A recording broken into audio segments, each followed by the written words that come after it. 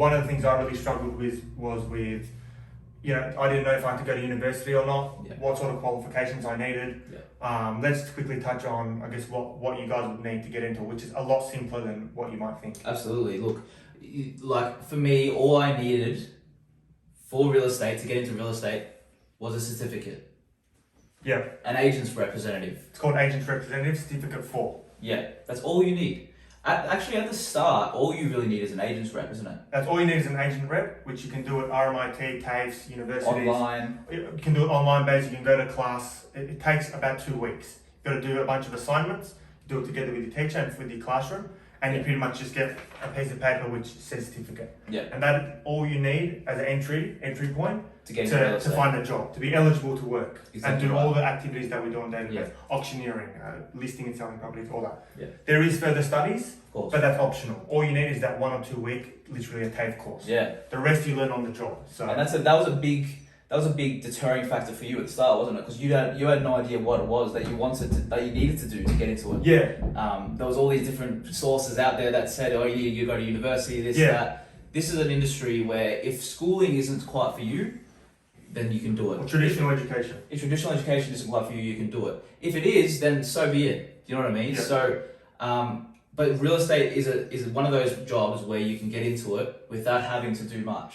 Yeah, correct. Too much study. Yeah, it's not so much book studies. Real world, would you say? Yeah, like for example, give you an example. As a tradie, if you go into bricklaying, most likely, as an entry level, you're going to do like an apprenticeship. You're going to work under a builder, and you're going to learn everything on the ground job. Similar sort of story for real estate. There's not so much book studies. It's really find a job. And we'll go into how you're going to find a job. Absolutely. And then you pretty much work your way up from there, from learning from the other people around you, your team, the business owner that's going to train you. And from online, people like us, there's so many real estate trainers out there, Tom Panos, there's a lot of people. Yeah, so that's really all you need. The other thing that we mentioned before we recorded was time, isn't it? There is a bit of a sacrifice involved, and I'm not going to just go and say that you need to work 24/7 in real estate to become successful. You would agree? Yeah, you don't have to. If you want to become successful in anything, you have to put in more hours than anyone else is. That's a fact. Yeah. You speak to any successful people like I have on my podcast before, they all say the same thing. Success leaves clues. The more time you put into something, the better you're going to be at it. Yeah. Simple as that. But if that's not for you, that's totally okay, because I know this job, it encompasses a whole different type of personality as well, where you may have a little kid, like you said. Yeah. On Saturdays, you don't want to put a lot of time on Saturdays. You want to be with the kid. Yeah, correct. So unfortunately, there's a lot of smoke and mirrors, and a lot of salespeople and people say, "Oh, this is a 24/7 grind. You got to hustle. You got to sacrifice this." To an extent, you do, depending on how far you want to take it. Absolutely. But you can still be a successful, successful agent, just from pretty much just about doing a 9 to 5, and maybe a few Saturdays. So don't see it as in. Don't fall for it as in like it's definitely not for you because you're not happy to sacrifice half your life away to put to your career.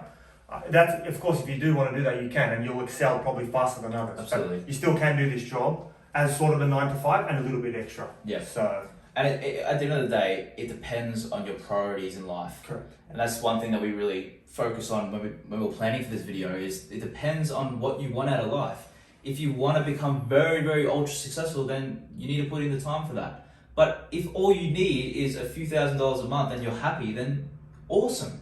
Happiness, I feel like is the most important thing. Gary Vee, an influencer online, he says that all the time. His videos, they come across in a different way to most people, where he's always saying grind, but when you read through the lines, he's saying happiness prevails. Yeah. If you have a job that's paying you $70,000 a year instead of $150,000, but you're happy, that's all that matters. So the two things you really need is like the 1 week TAFE, pretty much 1 or 2 week TAFE course, get that certificate. Yeah. And also to just a little bit, if you're happy to sacrifice just a little bit more than an average 9 to 5, then you can still do really well in this industry. Absolutely. But if you're thinking of it more, if you're thinking like part time or side hustle, all that, then it's probably not going to work out because then you're gonna fall too short. Yeah, exactly. And it is still pretty competitive, and there are a lot of good agents out there. So.